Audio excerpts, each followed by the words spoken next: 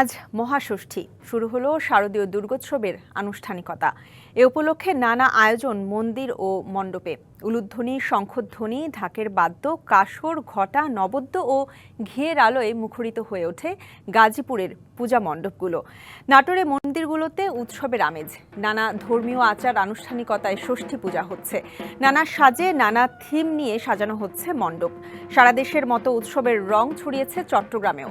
সিলেট নগরীর প্রতিটি পূজা মণ্ডপে ভক্তদের আগমনে উদ্ভাসিত। আধুনিক থিমের সঙ্গে ডিজিটাল আলোকসজ্জায় উদ্ভাসিত চারদিক। ২রা অক্টোবর প্রতিমা বিসর্জনের মধ্য দিয়ে শেষ হবে শারদীয় দুর্গোৎসব।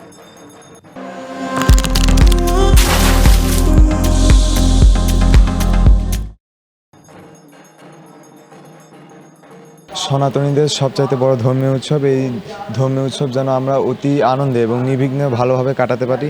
কোনো দুর্যোগ যেন আমাদের পূজাটাকে বিঘ্নিত না করতে পারে।